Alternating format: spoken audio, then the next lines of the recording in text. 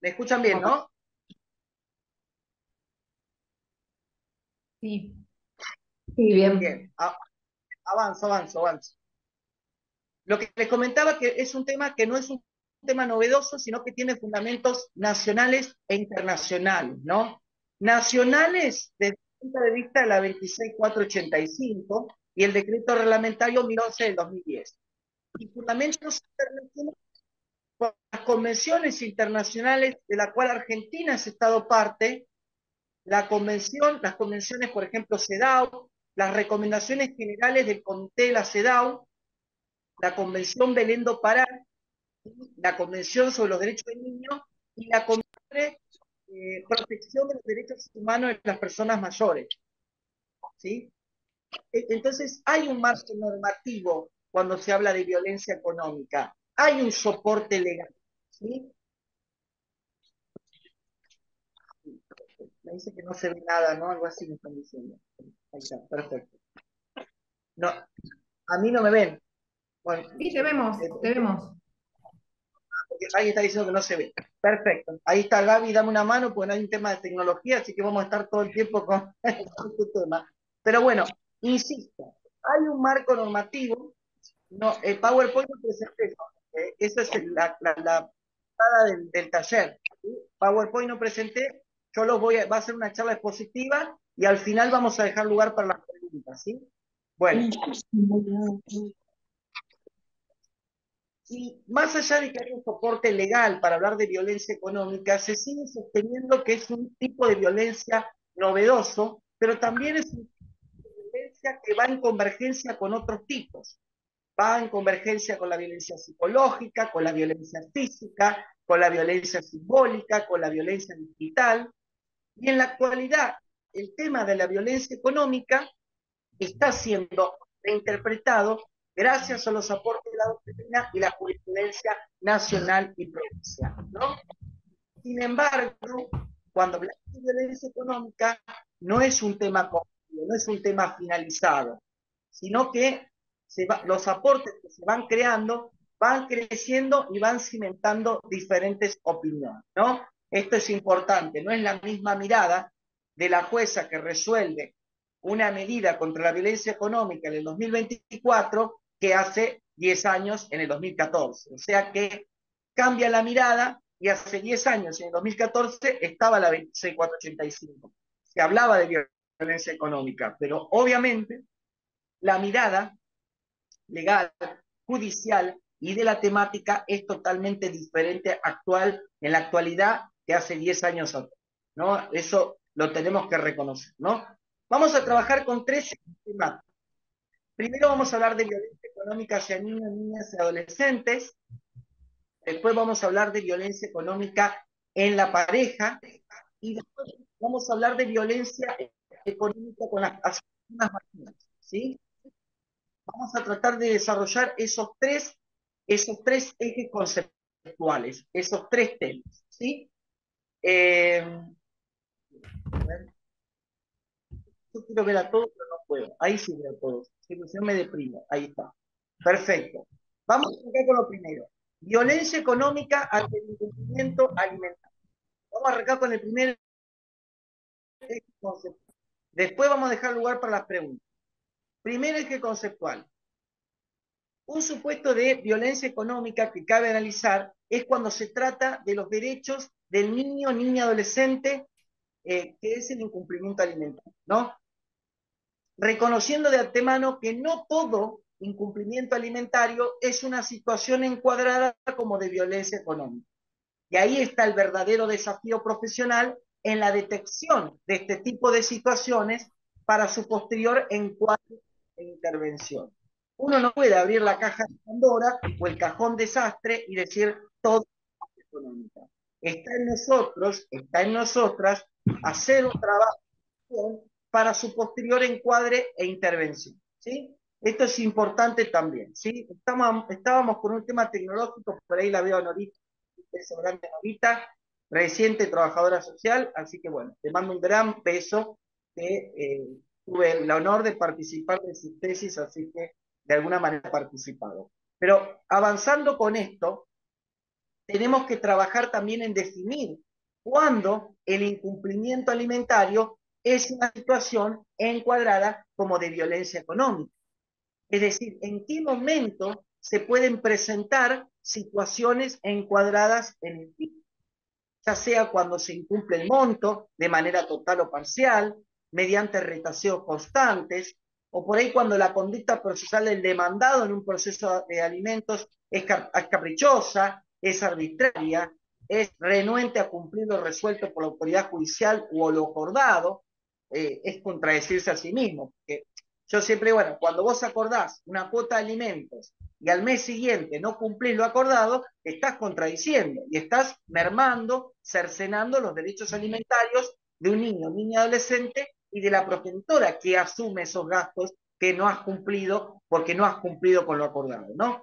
O cuando ya hay un incumplimiento total, cuando hay un silencio frente a la cuestión alimentaria, ¿no? Un silencio, un mutis en el foro que impide cualquier tipo de planteo o reclamo.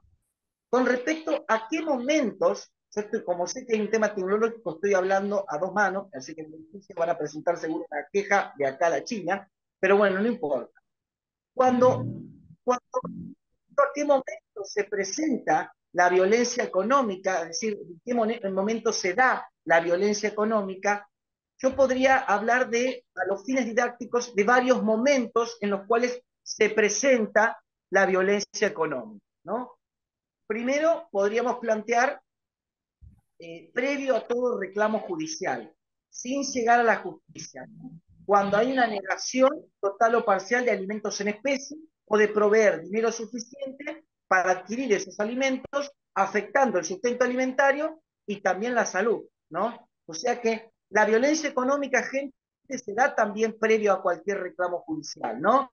Cuando en el propio hogar, en la propia convivencia o incluso estando separados de hecho en la pareja, hay una negación de alimentos, hay un retaseo constante y todavía no se ha llegado a la vía judicial.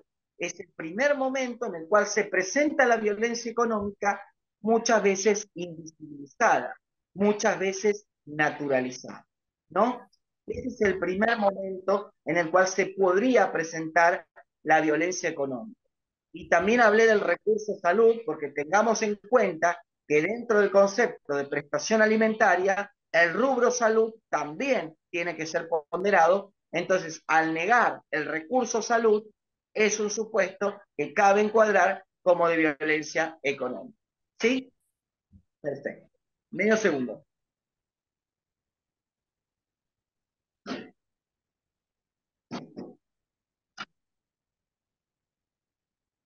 Listo la pasta frola. ¿Vieron qué rápido todo? O sea, ya, la pasta frola ya está hecha. ¿Viste? Se puede hacer 10, así le digo a mi mamá, que es una persona mayor, y le digo, se puede hacer 10 cosas a la vez. O sea que ya los que me saben, yo hago 10 cosas a la vez. No puedo estar haciendo una sola cosa. Pero bueno, avanzamos. El primer momento es cuando es previo, yo antes, cuando termina la clase, le pongo la pasta. El primer momento es lo previo al reclamo judicial, lo previo. En cambio, el segundo momento es cuando se llega a alguna instancia, cuando se llega a algún método alternativo de resolución de conflictos, se llega a algún tipo de audiencia de mediación, es como una cuestión prejudicial.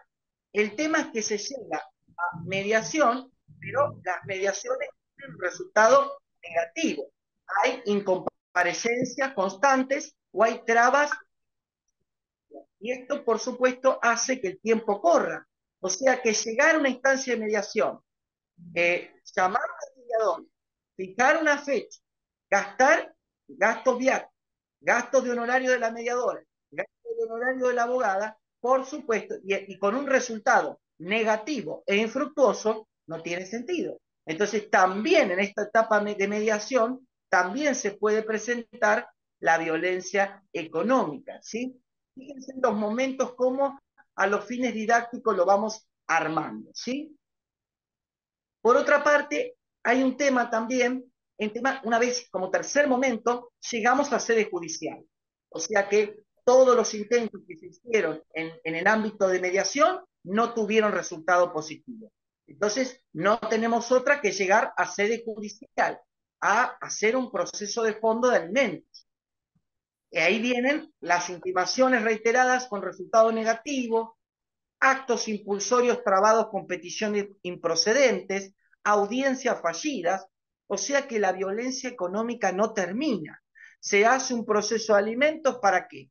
Para que sigan existiendo las trabas y los silencios procesales. Mientras tanto, el tiempo corre, el tiempo no para, como la canción esa de, creo, no sé de quién, un grupo del tiempo no para. O sea que al momento en sede judicial también se pueden presentar situaciones de violencia económica. Pero esto no termina acá, gente, para nada. Está luego de la sentencia o luego del acuerdo, o sea, si llega una sentencia fijando una prestación alimentaria o las partes llegan a un acuerdo y luego de ese acuerdo no se cumple total o parcialmente el mismo o no se cumple la sentencia fijada por la autoridad judicial, llegamos a la etapa en la cual, por más que exista una sentencia que fija una cuota alimentaria, el demandado no cumple de manera total, cumple de manera parcial, discontinua, y esto, por supuesto, cabe encuadrarlo como violencia económica, ¿sí? Lo mismo si se celebra un acuerdo.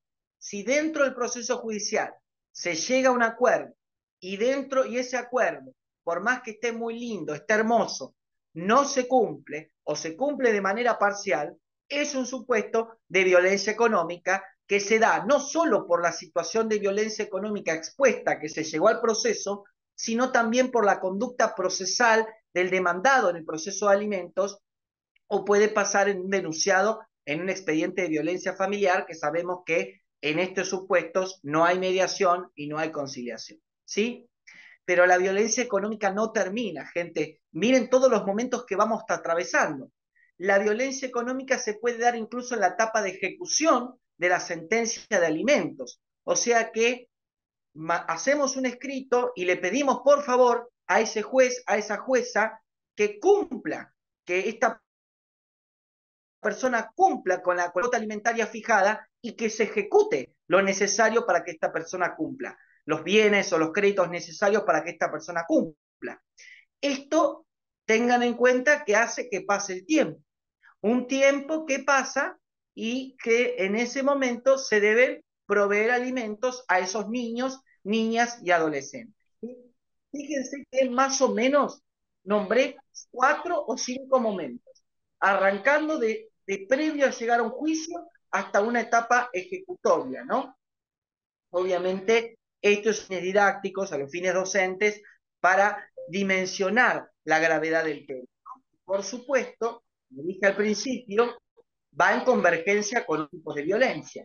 Violencia física, violencia psicológica, violencia sexual, violencia simbólica. O sea que la violencia económica es un tipo de violencia que generalmente va en convergencia con otros tipos. Y también tiene que ser planteado, ¿sí? ¿Se escucha bien, Nati, gente? Perfecto. Bien, voy a avanzar.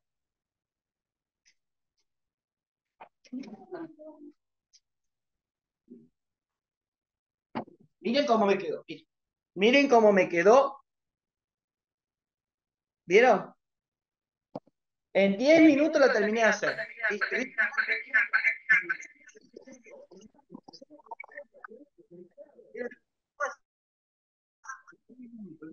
Avanzamos. Ahí se está escuchando una voz. Pero vamos. La 26. Alguien está. Ahí está. La ley 26.485 da un concepto amplio de violencia económica como un menoscabo de recursos, ¿no?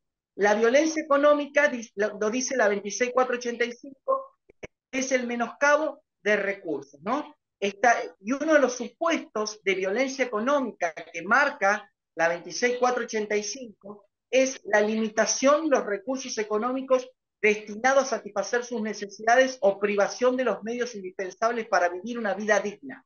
O sea que el artículo 5, inciso C, cuando define a la violencia económica, habla de que limitar un recurso económico destinado a satisfacer una necesidad o privar de un medio indispensable para vivir una vida digna es violencia económica. Esto lo dice la propia norma, ¿eh? El propio artículo 5 lo dice, no hay ningún problema. El decreto reglamentario 1011 del 2010 aclara este supuesto y dice, en los casos en que las mujeres víctimas de violencia tengan hijos o hijas y convivan con ellas, las necesidades de los menores de edad se considerarán comprendidas dentro de los medios indispensables para que las mujeres tengan una vida digna. O sea que fíjense, hay que ser dicho para interpretar la norma, en la 26485 da un concepto de violencia económica, pero está diciendo claramente que esa violencia económica no se da solamente contra ese niño o niña adolescente al cual se le afecta sus derechos, sino también se la da contra su progenitora. O sea que ese tipo de violencia se ejerce contra la progenitora también. Entonces, este concepto del artículo 5, inciso C de la 26485, es un concepto claro, práctico y abarca varios supuestos. O sea que esto está puesto como violencia económica. Fíjense, obviamente el derecho tiene que ser visto desde una visión también crítica. Fíjense que este artículo está hace 15 años, desde el 2009, desde marzo del 2009. Hace 15 años este concepto estaba claramente en la norma. ¿Cómo esto fue aplicado para muchos de forma tardía, para muchos de forma progresiva o para muchos de forma enlentecida? Pero ¿cómo fue esto aplicándose en la jurisprudencia, ¿no? Claramente con, no sé si con resistencia, no me quiero poner el novelero, pero fue aplicado de una manera muy, muy incipiente, despacito, porque si uno se empieza a buscar jurisprudencia de violencia económica de hace 15 años, va a encontrar muy poca o casi nada. Hay algún fallo señero de Rosario, Santa Fe, hay cosas interesantes en Mendoza, hay cosas interesantes en provincia de Buenos Aires, y alguna que otra cosa en Capital, pero a nivel fallos, a nivel de decisiones judiciales, el tema toma una fortaleza en los últimos 5 años, 6 años. O sea que esto también nos sirve a nosotros para entender que el tema que a mí me convoca, que a mí me convocaron para hablar hoy, es un tema que está siendo reinterpretado, está constantemente siendo reinterpretado. ¿Sí? Ahora, bueno, vamos a tratar de entender el supuesto. Fíjense que yo arranqué con el primer ejemplo, el tema del alimentario como un supuesto de violencia económica. ¿Sí? Lo que voy a tratar de hacer ahora, voy a seguir con ese tema un poquito más, pero voy a tratar de usar ese concepto que recién dije de la 26485, artículo 5, inciso C, voy a tratar de acompasarlo, de adecuarlo con las leyes de niñez y adolescencia. Porque obviamente estamos hablando de un supuesto que afecta los derechos alimentarios, no solo de esa progenitora, por eso la 26485 lo marca, sino también de esos niños, niñas y adolescentes. Fíjense que, como decíamos hoy, la 26485 da un concepto amplio, ¿sí? Y esto hay que cruzarlo e interpretarlo con la normativa de niñez y adolescencia, con la Convención sobre los Derechos del Niño, la Ley 26061 de Protección Integral y sus adhesiones provinciales. De hecho, si uno empieza a chusmear un poco la norma, el artículo 3 de la 26485 plantea que la ley de protección integral garantiza los derechos y remite a las convenciones internacionales. O sea que la 26485 reconoce lo dispuesto por las convenciones internacionales. Y esto, obviamente, me va a decir, chocolate por la noticia, me van a decir esto es obvio.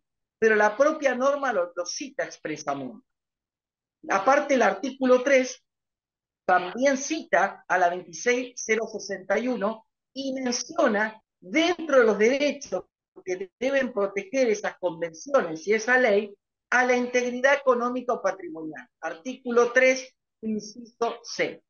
Menciona como derecho a proteger la integridad económica o patrimonial. O sea, esto, la lectura que uno tiene que hacer cuando habla de estos temas, es que esta lectura obedece más a una cuestión desde el punto de vista de que, o sea que las convenciones internacionales van en consecuencia con la 26485 y, por supuesto, menciona ese derecho a una integridad económica o patrimonial como un fundamento de este incumplimiento alimentario como un supuesto de violencia económica.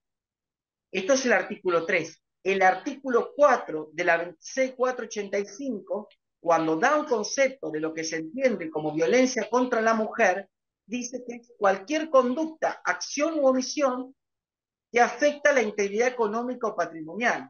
Y esto nos da la pauta que el tipo de violencia no solo se da contra ese niño o niña adolescente, sino también con la progenitora, y esto debe ser una pauta para los operadores y las operadoras de la temática. ¿Sí? O sea que fíjense que uno 485 no con las leyes de niñez y adolescencia. Fíjense, uno se pone a investigar un poco, el punto 2 y el punto 4 del artículo 27 de la Convención sobre los Derechos del Niño, fíjense que el punto 4 dice, el punto 2 dice, a los padres u otras personas encargadas del niño les incumbe la responsabilidad primordial de proporcionar dentro de sus posibilidades y medios económicos las condiciones de vida que sean necesarias para el desarrollo del niño. Ya la Convención sobre los Derechos del Niño, el artículo 27, ya está hablando de responsabilidad. Está hablando de dentro de las posibilidades de, en este caso, proporcionar condiciones de vida que sean necesarias. No está hablando solamente de dinero, de un monto de dinero, sino que habla de un concepto más amplio de alimentos, que incluye también el cuidado que se le provee a un niño o niño adolescente. Esto estamos hablando de 1989, gente, estamos hablando, yo no había ni nacido, así que de paso ya, imagínense, 1989.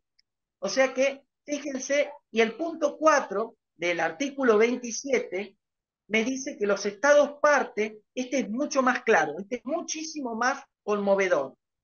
El punto 4 del artículo 27 me dice esto: los estados parte tomarán todas las medidas para asegurar el pago de la pensión alimenticia por parte de los padres o otras personas que tengan la responsabilidad final del niño.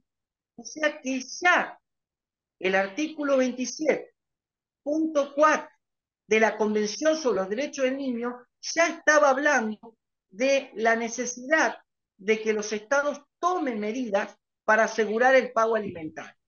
O sea que lo que vemos ahora, los comentarios a fallos, hay una sección que escribe Erika Pérez en el Diario Digital Femenino que todas las semanas comenta fallos y hay muchos fallos que hablan de la violencia económica. O sea que ya en la década del 90, en 1989, incluso un poquito antes, ya había fundamentos para hablar de este tema.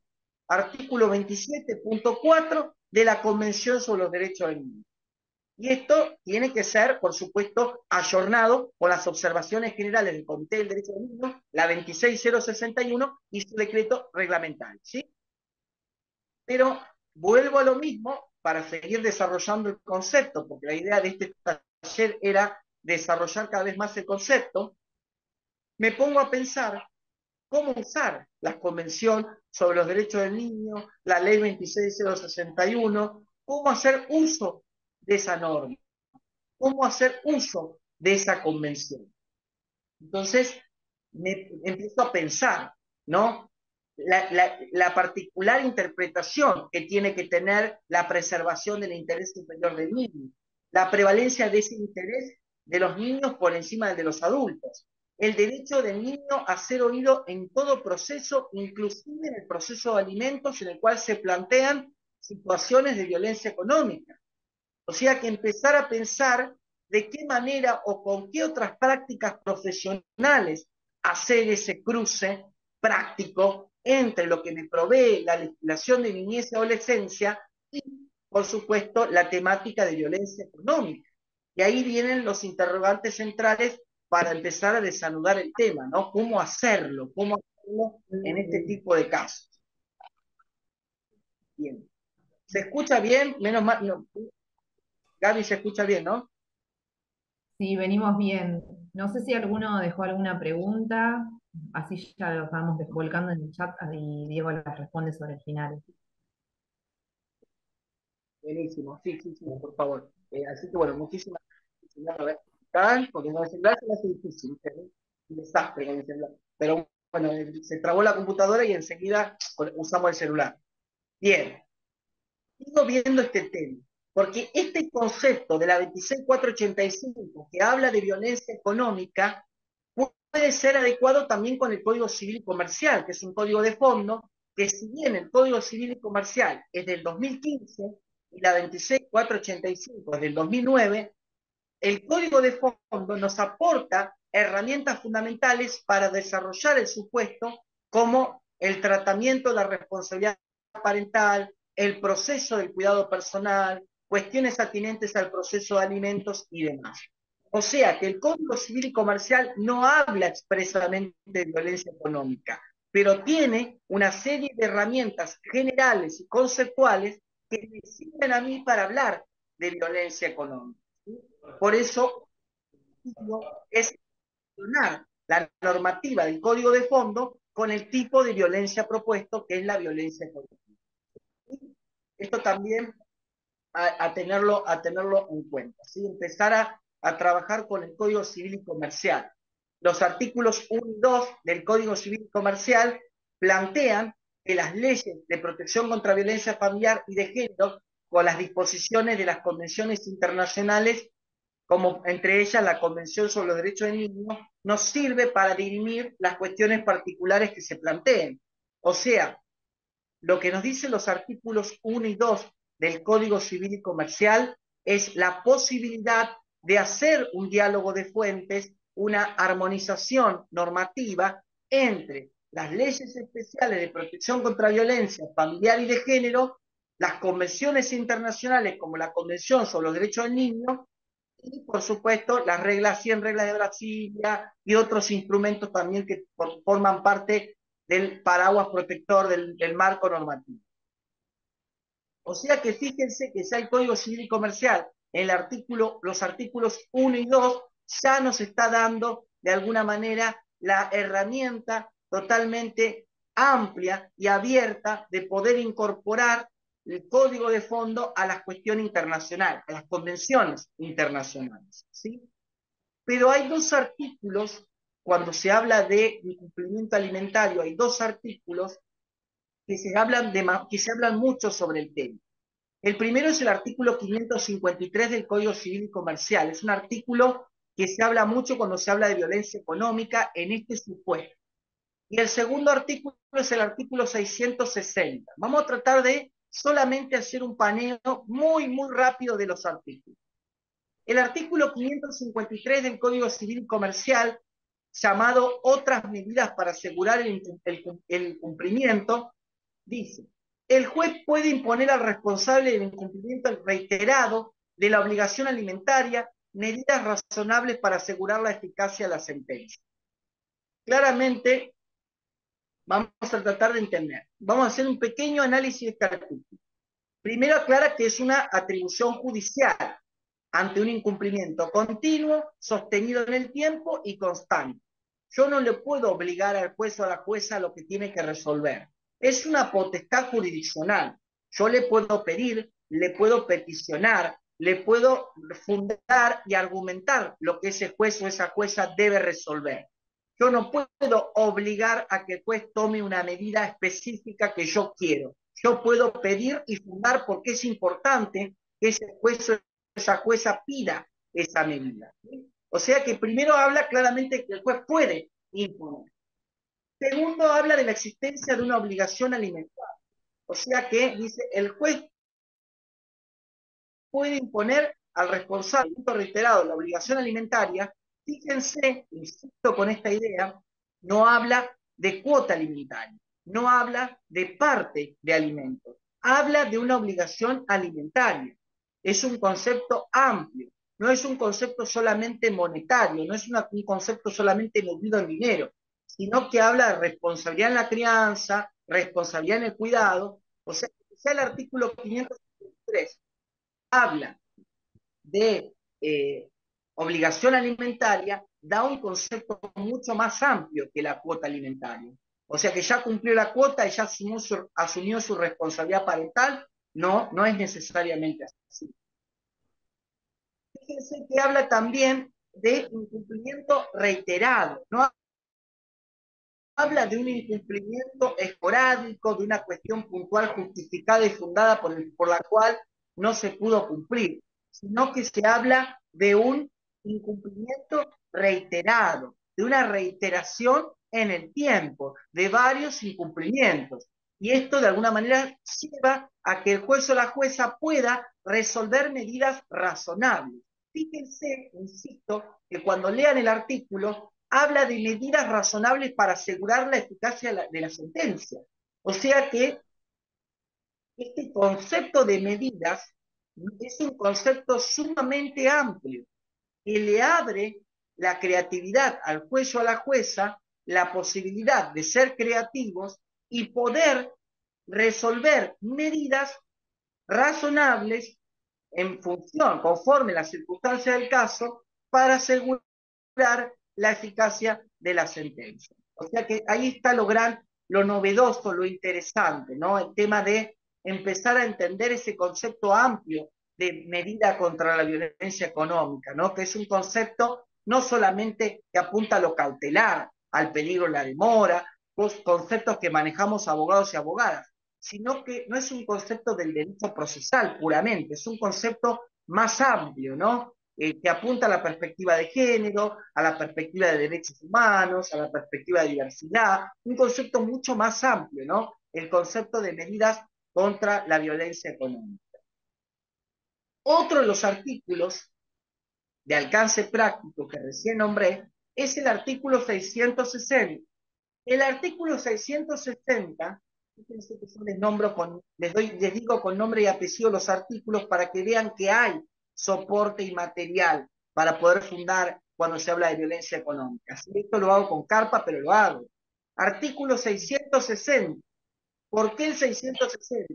Porque le concede un valor económico al cuidado personal y le da entidad para ser planteado en sede judicial. O sea que me está diciendo, este cuidado personal tiene un valor económico. Y ese cuidado personal que dispensa la progenitora conviviente tiene un valor patrimonial. Y este valor patrimonial tiene que ser puesto en sede judicial como un aporte más. ¿Sí? Tiene que ser puesto como un aporte más. Ahí veo a la colega Olmedo ahí que te está peinando. O sea que fíjense, es interesante también esto del artículo 660 de empezar a darle valor patrimonial a ese cuidado, porque si no empieza esa idea. Ah, no, Brenda y yo tenemos una hija que se llama Gabriela.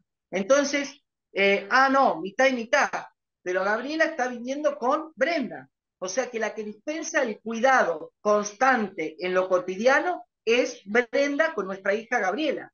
Yo sí digo, bueno, soy el progenitor, digo, no, mitad y mitad. Que Brenda también ponga. Brenda es abogada, o sea que ella también factura, o sea que ella también ponga. Entonces, no, la jueza Valeria, la jueza Valeria Frato lo que tiene que decir es eso. No, no, esto no es así. Acá Brenda es la progenitora conviviente y el cuidado personal que dispensa Brenda con su hija Gaby tiene que tener un valor patrimonial. Y esto usted, Diego Ortiz, lo tiene que saber. Da charlas por todos lados y está tratando de estafar a su propia hija. ¿No? O sea que fíjense cómo va jugando en los planteos judiciales, en un proceso de alimento, en un incidente de aumento de cuota alimentaria, o cuando yo digo, no, me puse en pareja y espero un nuevo hijo, ahora me puse en pareja con una colega, con Gabriela Maldonado, me puse en pareja y ahora que vamos a tener un nuevo hijo, quiero pagarle menos cuota a Gaby Paredes. No, esto es otra cosa. Acá no podemos mermar las necesidades alimentarias de Gabriela Paredes, ¿no? Porque no puede ser, que Brenda ponga más. No, el cuidado personal también tiene un valor, ¿sí?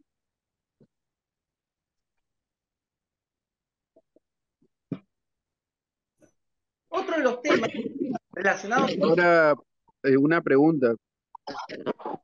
Eh, en ese caso, ¿no se hace reducción de cuota?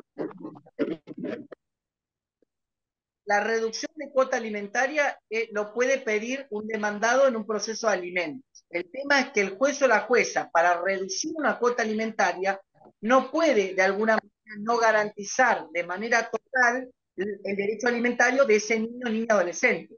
O sea que el juez o la jueza, al momento de reducir una cuota alimentaria, va a tener en cuenta cuáles son los fundamentos del que lo pide, del que pide esa reducción de cuota alimentaria, ¿sí? Bueno, avanzamos. Otro de los temas es la reparación de los daños y perjuicios derivados del incumplimiento alimentario. Porque este tema está relacionado con la posibilidad de realizar una demanda civil de daños y perjuicios derivados de violencia de género de tipo económico. O sea, uno puede hacer un daño y perjuicios por tantos años de incumplimiento alimentario, por el daño moral provocado no solo a esa progenitora, sino también a ese niño o niña adolescente que no cubrió sus necesidades por lo no puesto, por lo no asistido, por una responsabilidad parental no cubierta. El artículo 35 de la 26485 y el artículo 7, inciso G de la Convención Belén do Pará, plantean esta posibilidad, dan lugar a esta posibilidad.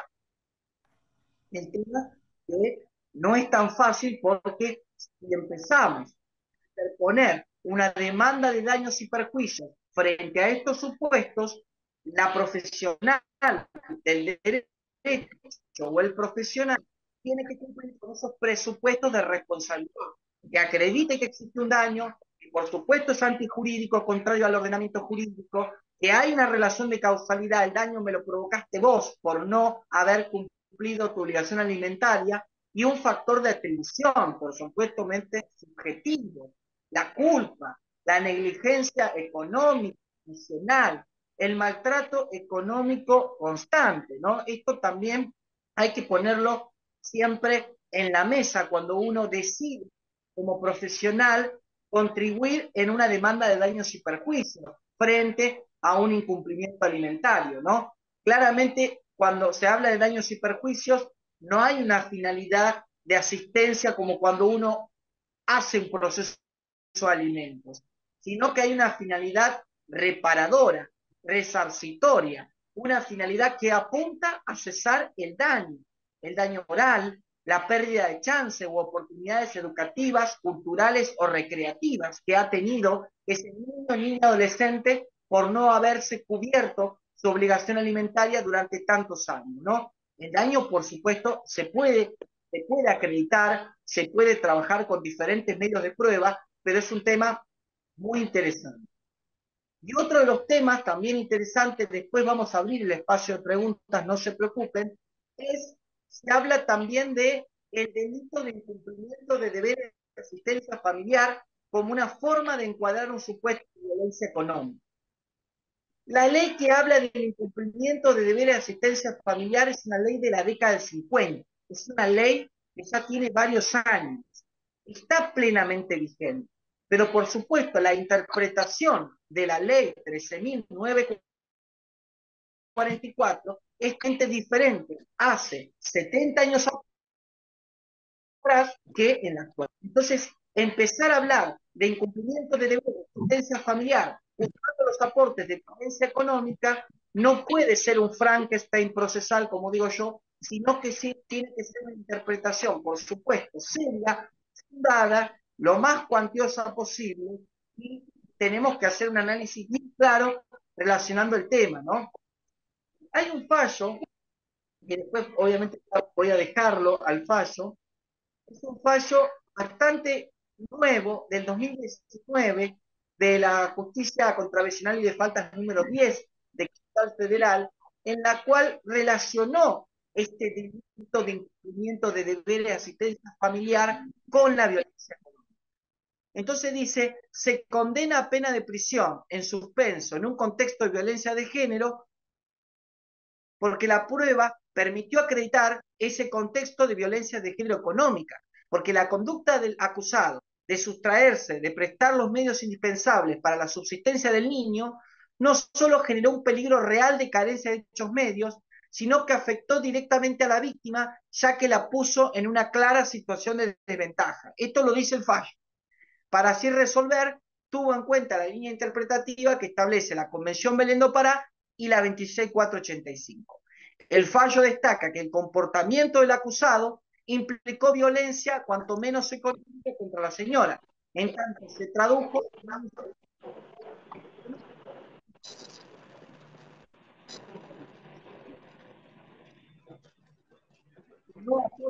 Diego, sí, Diego, no se te escucha. ¿me escuchan? Ahí sí, ahí sí. Ahora, Sí, ahí está. lo que decía este fallo es que esto también privó de recursos a la progenitora y de poder diseñar un plan de vida sin las limitaciones económicas que ha pasado por no haber el acusado prestar su obligación de manera oportuna. Obviamente esto trae debate, trae posturas encontradas, porque no podemos decir que cualquier incumplimiento alimentario amerita sí o sí y automáticamente una denuncia penal, porque no es así. Pero obviamente se ve en cada supuesto y en eso se presenta el desafío profesional. El primer eje conceptual está explicado más que bien, porque tratamos de desarrollar el concepto, ¿no? Obviamente la explicación no quiere decir que uno lo dé bien, sino uno lo explica y después el debate va a ayudar de alguna manera a hacerlo más nutritivo al tema. Vamos al otro eje conceptual, ¿les parece? El otro es más cortito, pero se habla muy poco de este tema, ¿sí? El otro eje conceptual es la violencia económica en la pareja. Y lo primero que tenemos que hacer cuando hablamos de violencia económica en la pareja, lo primero que tenemos que hacer, ahí Andrea está reinteresada, genial, bien ahí, es diferenciar entre matrimonio, ahí Mariana me está pidiendo, ¿podrás pasar el fallo mencionado? Por supuesto, aparte sos pariente del chaqueño palavecino, más todavía. Pero bueno, ahí vamos. Lo primero que hay que hacer es la separación entre el matrimonio, la unión convivencial y el noviazgo. La primera separación, como soy abogado, y tengo a veces un poco la cuestión cuadrada de cuadrar y encastrar, lo primero que yo tengo que hacer es hacer una separación bien conceptual y ahora le explico por qué. ¿Por qué quiero separar matrimonio, uniones convivenciales y noviazgos? Porque tienen diferentes efectos jurídicos. El matrimonio tiene un régimen de comunidad, un régimen patrimonial del matrimonio, que es un régimen de comunidad, que es una opción. Después del 2015 uno puede optar régimen de comunidad o régimen de separación de bienes. Pero generalmente, si hay un silencio, se presume que hay un régimen de comunidad. ¿Sí? Nos casamos, Brenda y yo nos casamos, entonces, como nos casamos, a partir de que nos casamos, hay un régimen de comunidad. Esto no significa que en ese régimen de comunidad no existan situaciones de violencia económica, no exista ocultación de información o maniobras fraudulentas por parte mía hacia Brenda, ¿no? De decir, bueno, Brenda y yo nos casamos y después de 2 años compro un auto y ese auto lo quiero vender y yo soy el titular del auto, pero no le pido a Brenda el consentimiento, no pido que asienta la operación de disposición, el acto de disposición. Entonces, oculto que Brenda dé su asentimiento y esto claramente podría ser encuadrado como un acto de violencia económica, claramente como un acto de violencia económica. Pero la separación inicial apunta a eso, ¿sí?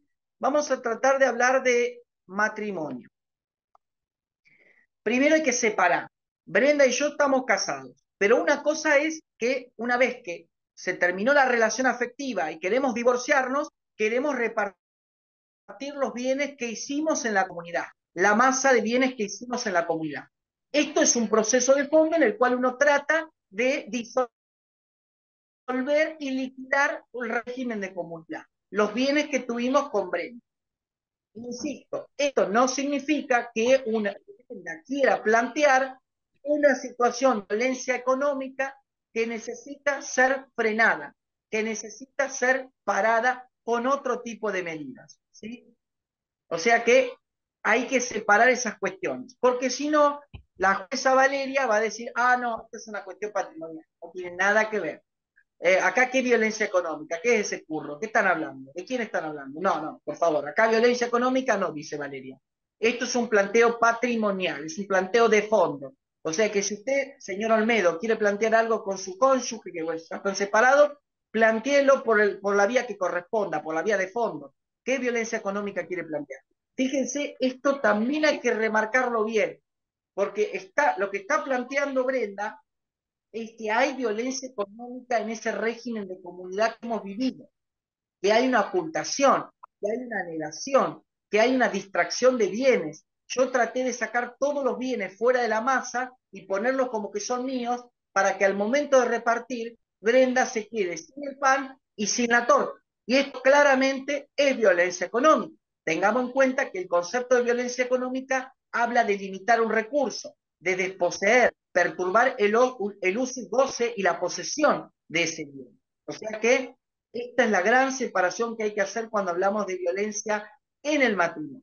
Hay dos artículos que me gustaría que lo anoten, que son muy interesantes para hablar del tema violencia económica en el matrimonio. El primer artículo, ahí estoy esperando que agarre la lapicera. El primer artículo es el artículo 473. 473. Ahí vengo a la sala. 473. Me encantaba jugar al bingo a mí. Siempre de chiquito mi abuela me llevaba a los bingos, familiares por supuesto, igual me compraba los cartones. Cómo me gustaba jugar al bingo. Artículo 473 del Código Civil y Comercial que plantea la gestión de bienes en la comunidad. El 473 habla de un fraude, habla de que serán inoponibles al otro cónyuge los actos otorgados por uno de ellos dentro de los límites de sus facultades, pero a propósito de defraudarlo. O sea, que si yo ejercito dentro de la comunidad un acto que engaña a Brenda desde el punto de vista económico, trato de manipular esos bienes de manera económica para negarle algún derecho a Brenda, Brenda puede decir tranquilamente, no, no, no, esto a mí, yo no me hago cargo, este acto claramente no lo consentí, no estuve de acuerdo, hay una situación de violencia económica, hay una actitud de fraude. Pero lo que ha hecho este artículo 473, ha dicho que ese fraude que se da entre cónyuges, entre un cónyuge a otro, es un fraude específico, propio del derecho de las familias. No es como cuando uno engaña a un tercero y hace un fraude a un tercero que no conoce, a un desconocido. Está, en este caso, ejerciendo un acto de fraude fraudulento contra la cónyuge, en el marco de un régimen de comunidad, en una masa a repartir, que claramente el que ejerce la violencia económica trata por medio de este acto fraudulento de sacar ese bien de la masa, de sacar ese bien del bizcochuelo en común para poder ser repartido. Hay un artículo de Vitola Leonardo, que es un colega que el otro día me lo puse en el Colegio de Abogados de La Plata, y él dice que este obrar fraudulento persigue una finalidad distinta que eludir el cumplimiento de un crédito. O sea que el fraude entre cónyuges lo que busca realmente es eludir, distraer las normas relativas al régimen patrimonial del matrimonio con el objetivo de defraudar los derechos de su cónyuge, principalmente aquellas que establecen los derechos en expectativa a la mitad de los bienes gananciales. Si yo trato de sacar un auto de la masa de Brenda y mía, lo que voy a tratar es que Brenda a futuro no pueda gozar de la ganancia de ese auto, no pueda gozar de la ganancia de ese inmueble. Y ahí está la violencia económica, ahí está el menoscabo de los recursos de Brenda, basado en una relación desigual de poder. Hay un contexto de violencia de género, de tipo económica, ¿no? Al tratar de ocultar, negar, distraer, transgredir las normas del régimen patrimonial del matrimonio, ¿sí? Ese es un artículo que les había dicho, anótenlo, 473. Vamos a otro artículo, que es muy parecido, 483. El 483 del Código Civil y Comercial se llama medidas protectoras.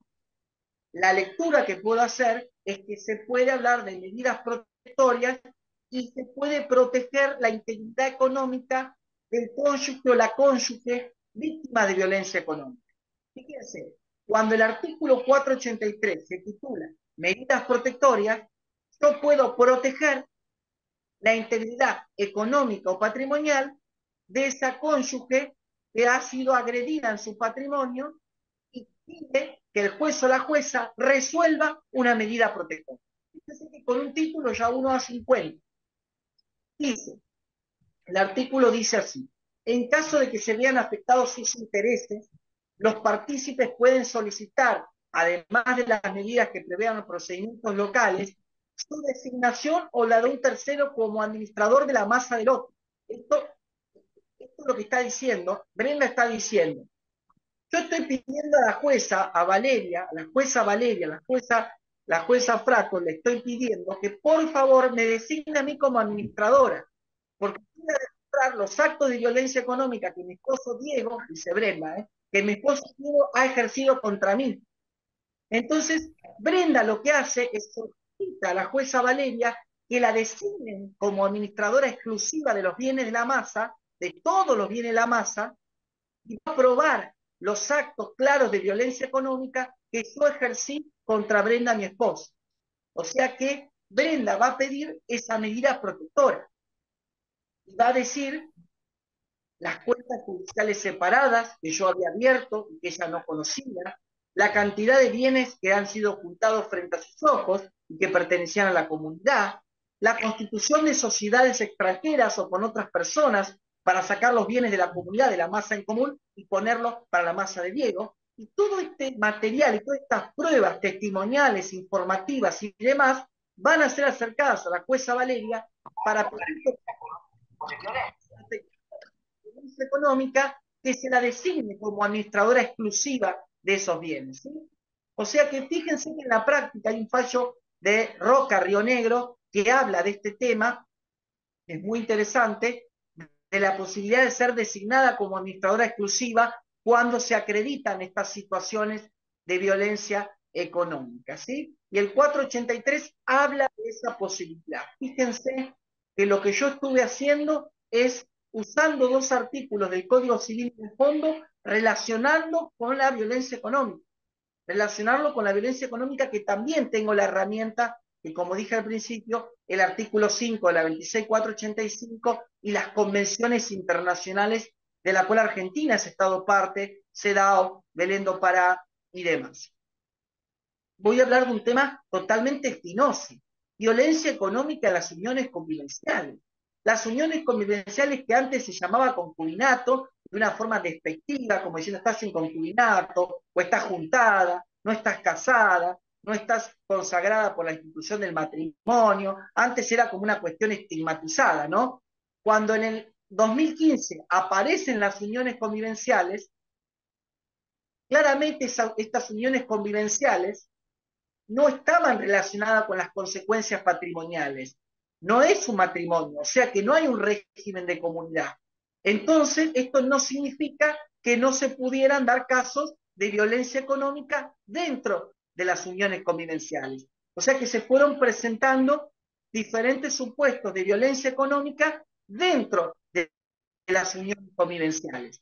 El problema es de qué manera vamos a plantear el tema que Brenda y yo ya no estamos casados. Vamos a hacer otro ejemplo: Brenda y yo estamos juntados, como se dice en mi barrio. Estamos juntados hace 3 años y hay una unión convivencial, pero hay una situación de violencia económica que se da, que ejerzo contra Brenda. Estamos hablando de violencia de género de tipo económica. Brenda, ¿cuál va a ser el remedio jurídico que tenga? ¿Cuál va a ser a dónde va a acudir? ¿Cómo va a fundar esta cuestión? En la temática lo va a fundar con el marco normativo de violencia económica que recién estuvimos charlando al principio. En cambio, cuando hablamos de a qué acciones existen para que Brenda pueda reclamar la violencia económica vivida y el menoscabo de recursos, aparece una acción civil muy conocida en el derecho, que es la acción de enriquecimiento sin causa. Brenda va a decir, yo no estoy casada con Diego, no hay comunidad, pero yo cuando estábamos juntos, no, yo aportaba, yo ponía para esto. Por más que ese bien tenga el nombre de Diego, yo puse para esa casa, para esas rejas, esa membrana, esa pintura, yo puse cosas. Lo que pido, entonces él se está enriqueciendo por lo que yo puse. En cambio, yo, Brenda, lo único que me quedo es el mate que estoy tomando, me estoy empobreciendo. O sea que fíjense esa cuestión. Esta acción de enriquecimiento sin causa aparece en el panorama conceptual normativo como una acción civil que debe realizar Brenda para aclarar esta cuestión, para decir, bueno, el auto es de Diego, pero la que pagaba el seguro era yo, porque Diego en esos 3 años dio clase, dio 2 o 3 clases por año y no facturó nada. La que estuvo en el estudio jurídico era yo. Yo le pagaba el seguro a Diego, le pagaba la comida, le pagaba la factura del domingo a la noche, factura de comida, ¿eh? O sea que yo era la que estaba ahí. Le hacía el desayuno, me ponía el desabillé, o sea, yo hacía todo, pero Diego nada. O sea que ahí fíjense que aparece esta acción de enriquecimiento sin causa que por supuesto requiere que haya un enriquecimiento patrimonial del demandado, en este caso, porque se incrementó mi patrimonio. Esos 3 años que estuvimos en unión con Brenda, yo aproveché lo que me daba Brenda y yo hice posgrado, estoy haciendo un curso de maltrato infantil en un hospital, me formo, doy clases, escribo algún artículo, algún libro. Mientras tanto, Brenda era la que ponía la plata todo el tiempo para poder, obviamente, abastecer mis recursos. Segundo, el empobrecimiento de Brenda. Brenda tiene que acreditar que ese empobrecimiento fue para ella una económica favorable. Tuvo que pagar una empleada doméstica, un bien que ella tenía, lo tuvo que poner en alquiler porque no alcanzaba la plata, y tiene que acreditar Brenda la relación de causalidad entre el enriquecimiento mío durante esos años que estuvimos juntos y el empobrecimiento de Brenda durante esos 3 años que estuvimos juntos. Digo de una forma bien simbólica estar juntos, porque estar juntos no es una cuestión económica, no es que nos juntamos para hablar de cuestiones económicas, estar juntos en lo afectivo, en el amor, en lo sexual y en lo económico también. O sea, estamos hablando de una unión convivencial en la cual durante esos 3 años yo me he aprovechado, me he enriquecido y Brenda se ha empobrecido. Y aparece otro tema, porque ya Gaby está de a poquito mirando como diciendo, Diego, terminá, pero yo ya conozco, ¿viste? Te Sí, conozco. la vamos Hace redondeando. 20, hace 20 años que doy clase, imagínate que yo me pagué la carrera dando particular.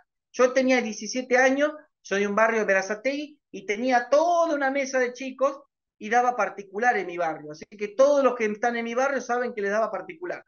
Bueno, un poco más, un poquito más y ya termino, ¿eh? No voy a ser pesado. La violencia económica en el noviazgo también se puede dar. Obviamente, acá requiere un planteo. En la propia denuncia de violencia se puede plantear la violencia económica, se puede plantear la violencia económica en una denuncia penal por ahí de estafa o en alguna cuestión puntual. Obviamente es más difícil de acreditar, pero se puede dar, por supuesto, la violencia económica en el noviazgo. Y el último eje conceptual, que no lo quiero dejar de decir porque recién lo presenté al principio, la violencia económica hacia las personas mayores tiene una interpretación diferente.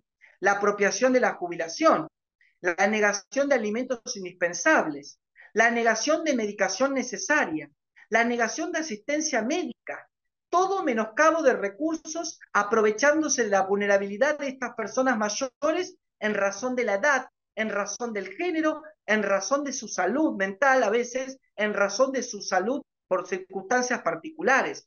La violencia económica hacia personas mayores adquiere un tamiz diferente.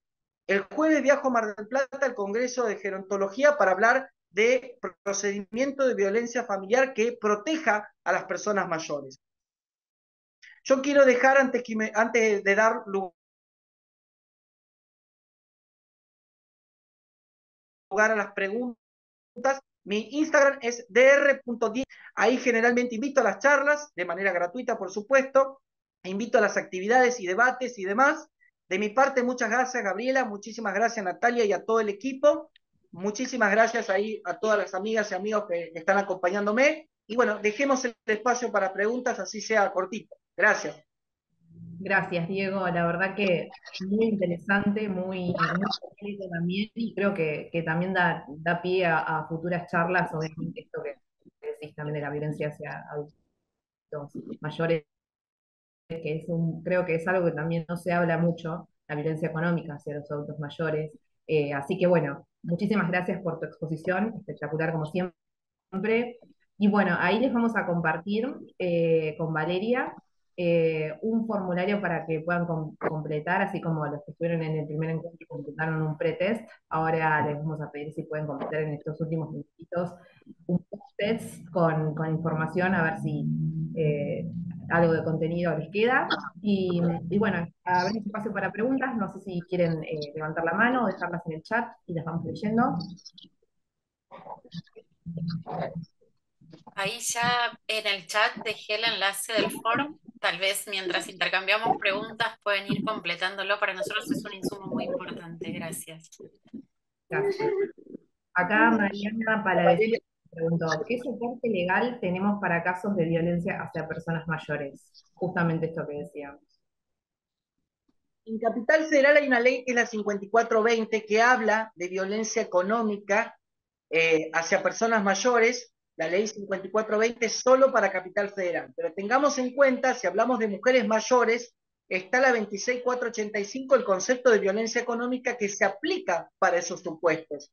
Pero obviamente es un tema tan novedoso que no hay un desarrollo por ahí jurisprudencial en cantidad para hablar de violencia económica hacia mujeres mayores, pero es un tema muy interesante. Y también está la Recomendación General 27 del Comité de la CEDAW, que habla específicamente de la violencia económica que sufren las mujeres mayores, que son consideradas como un despojo, que son consideradas como no productivas, como improductivas, y que claramente terminan siendo sujetos de parte de maniobras por parte de parientes y por parte de abogados y abogadas de familia. Así dice la Recomendación 27, como que nos manda al frente a los abogados.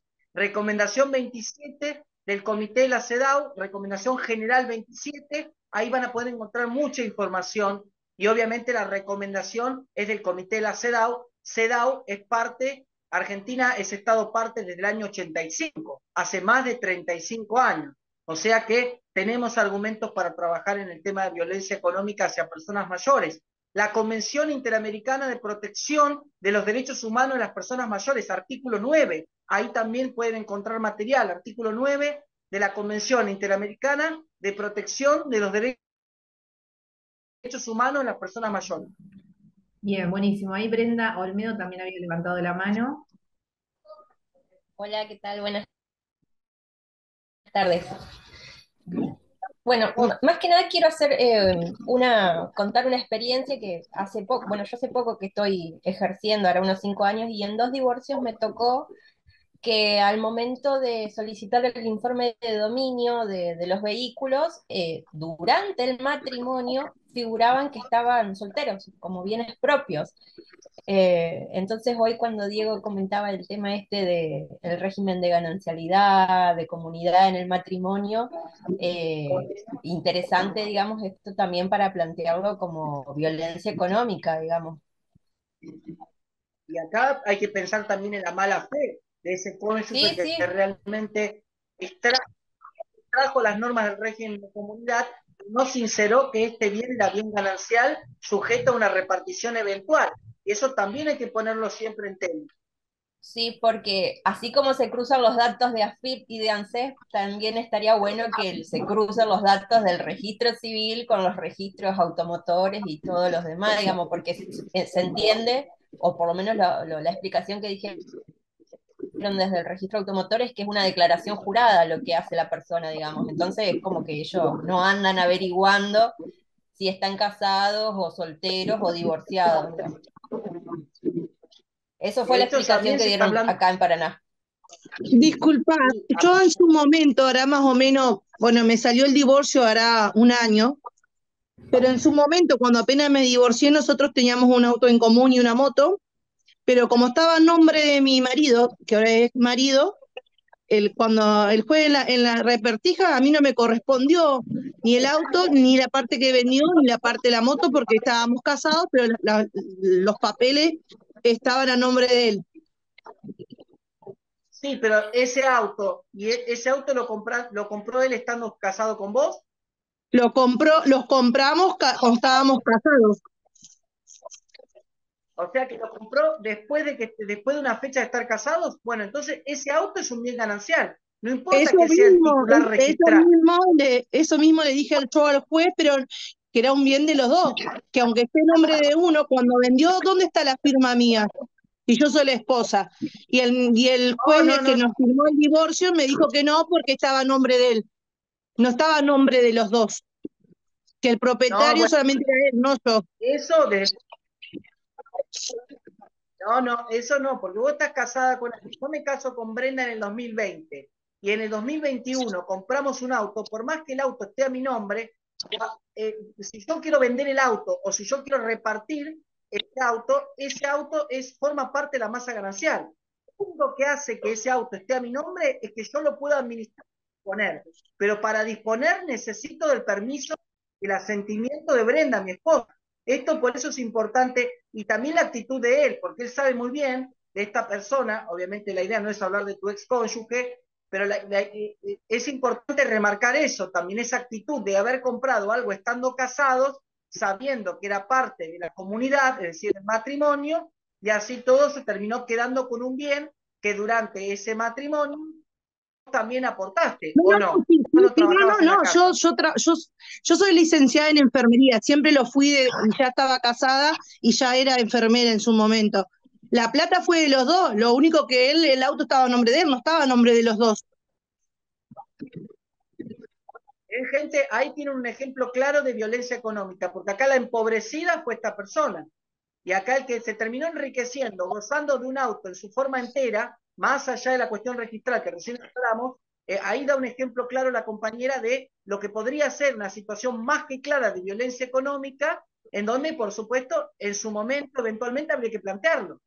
Sí, yo lo planteé pero el juez me dijo que no, está bien, capaz que era mi ignorancia en su momento, porque ahora ya no me tomaba la cara de boluda. No, Pero pero no, bueno, porque después lo que nos dijo que era porque estaba en nombre de él, le correspondía a él, pero estamos casados. ¿esto en qué año fue? Yo me casé en el 2005 y me divorcié en el 2010. Y Fíjense el que divorcio, me separé en el 2010 y el divorcio nunca me lo quiso firmar. Y como ahora hay una ley que con una sola firma nos podemos divorciar, me salió el año pasado. Fíjense que cuando ella se divorcia, la 26485 estaba vigente, la ley 26485 de marzo del 2009. O sea que estaba vigente y se podía plantear, se podría haber planteado de que la actitud que él tuvo fue claramente violencia económica en el planteo que se hace, ¿no? Y obviamente en los hechos, por lo que cuenta Ana, habría una cuestión de menoscabo de sus recursos, habría una Más, más distribución. a mí, más a mí el año pasado me salió mi divorcio y yo me compré un vehículo nuevamente y el señorcito quería que yo le dé la parte de mi auto comprado. Es obvio, pues claro, pues ya vio que caíste con el auto anterior, habrá dicho, bueno, a partir de ahora, Ana, comprame todos los autos, ponelo a mi nombre, y, o sea que esto claramente, a los fines didácticos, por supuesto, no estamos hablando del caso de Ana, sino que estamos trabajando en el taller, claramente es un supuesto que cabría como violencia económica. Así que, Ana, yo te invito a seguir capacitando y a seguir trabajando con estos temas, ¿eh? No, no, si yo cuando me divorcié, yo dije, acordate que cuando nosotros nos separamos, hicimos división de bienes, vos te quedaste con los dos automotores porque supuestamente estaba tu nombre. ¿Me Eso no es entendés? Ahora así, no pero me ve bueno. mal la cara, pero no le di nada porque me corresponde a mí, porque está mi nombre. Fíjate de nombre de quién está el papel del auto, le dije yo, de mi nombre, entonces no te corresponde nada, no me dijo nada y punto. Claro, bueno, igual, insisto, vos ya estás divorciada de él. Yo estoy divorciada del año pasado. Imagínate que me Bueno, separé en a el partir de la 2010 sentencia, y recién me lo firmó en el 2023. sí, claro. Bueno, esto Bueno, también hay Diego, que tener en cuenta Ernesto también para acaba poder de trabajar. levantar la mano, a ver si nos manda su consulta, su pregunta. Es Hola, muy ¿cómo importante la están? Buenas información. Comparte. noches. ¿Me escuchan bien? Hola, Ernesto, ¿cómo estás? Pero muy bien, excelente toda la temática, la verdad que es muy interesante. Se puso picante a lo último con lo que estaba comentando la colega. Y yo lo que quiero plantear la consulta es respecto a esta violencia sostenida por el progenitor, en el que hay un desenlace, porque después se puede seguir la vía de reclamo, por ejemplo, de cuota alimentaria hacia los abuelos de manera subsidiaria. Y a mí lo que me interesa ver o interpretar por lo menos es cómo se sigue, a pesar de que se cumpla con esa cuota alimentaria por parte de los abuelos, cómo sigue esa violencia económica al no cumplimentar o no hay interés en conseguir un trabajo, en tratar de cubrir, digamos, esa responsabilidad hacia el hijo. En ese caso, los abuelos, ¿qué acciones o qué recursos pueden llegar a tener frente a esta violencia económica que sigue teniendo el progenitor? Es la consulta. Los abuelos tienen que plantear claramente que por más que ellos subsidiariamente están cumpliendo con una prestación alimentaria con respecto a sus nietos, el obligado principal es su hijo. Y él tiene, como vos decís, Ernesto, él tiene que nutrirse de aportes y de recursos para poder solventar esa obligación alimentaria. Esto en el propio proceso de alimento lo tiene que plantear. Esto, en realidad, esto lo tiene que plantear porque excepcionalmente los abuelos o abuelas de esos nietos, de esas nietas, cumplen con su obligación alimentaria, pero de manera excepcional, para no dejar una ausencia alimentaria en el cumplimiento de la acción. Pero la obligación jurídica derivada de la responsabilidad parental, el obligado principal, el que tiene que cumplir, es ese progenitor. Y obviamente hay violencia económica por dejar pasar el tiempo y dejar que tu padre o tu madre cumpla con su obligación alimentaria, por supuesto que sí. Porque el hecho de que otro, tercero, así sea mi papá o mi mamá, cumpla con la obligación alimentaria respecto a su nieto, no me desliga a mí de mi obligación derivada de mi responsabilidad parental. O sea que es un tema interesante, Ernesto, que planteas, muy interesante. Bueno, vamos finalizando. No sé si queda alguna pregunta más. Eh, Acá dice Brenda Olmedo en el chat que es muy importante que se asesoren con abogados especializados en derecho de familia. Ana dice, es tan importante la información. Gabriel Altamirano comenta que el tema también son los jueces, cuesta tanto que tomen medidas contra los que ejercen violencia económica. Y después, a ver, Andrea también dice que buena información, es muy importante que quienes estamos acá podamos replicar. Acá hay una pregunta de Mariana, Palavecino. ¿Los abuelos pueden ejercer acción de repetición más allá de la solidaridad familiar que existe? Los abuelos pueden ejercer una acción de repetición, pero tengamos en cuenta de que no pueden pedir los alimentos pagados a ese nieto o a esa nieta, eso es claro, pero sí contra el obligado principal. Contra el obligado principal es decir, mira, yo puse plata porque vos no pusiste, yo puse esta cantidad de plata, bueno, entonces devolveme esa plata que yo puse porque vos no pusiste, porque el que estaba obligado a ponerla eras vos. Obviamente, el que está demandado no va a poner plata ni para sus padres ni para sus hijos. O sea que ahí está la violencia económica llana y lisa. Y ahí empiezan otras medidas que son las medidas más coordinatorias, medidas más coercitivas.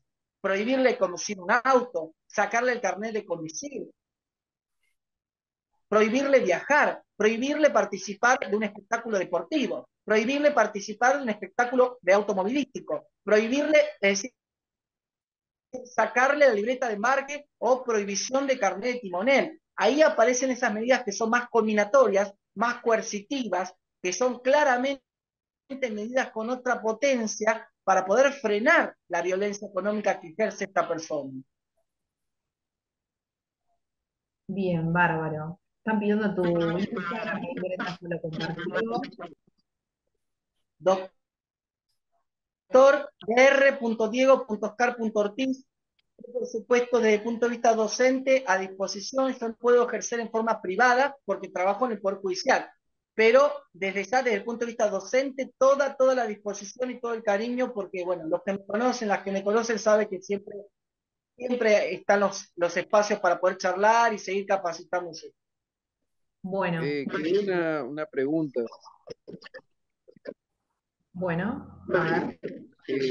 En el caso que relató la colega del tema del auto, en ese caso la transferencia estaría mal hecha. O sea, tiene defecto, pero no tiene la firma de ella. Tal cual, por eso hay un canal en el cual la persona,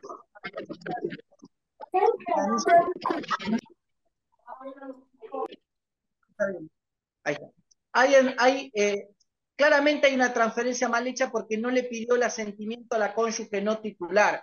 Eso comparto realmente, Mauricio, lo que vos decís.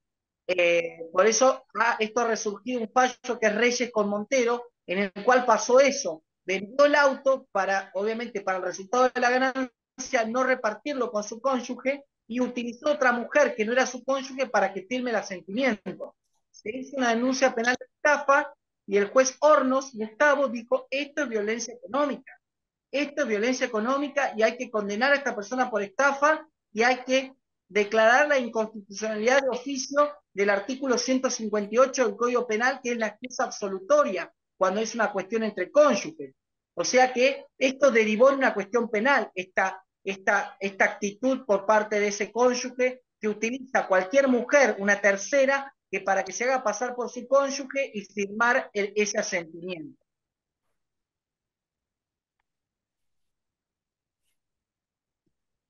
Bueno, vamos cerrando. Ahí hay varias consultas y preguntas por el chat y algunos comentarios. Marina dice, si los dos progenitores tienen buena posición económica, pero el niño o adolescente pasa más horas al día con el papá y con la mamá duerme por cuestión de trabajo, ¿quién corresponde pasar la cuota alimentaria? Son algunos de los Los dos comentarios. eso es claro.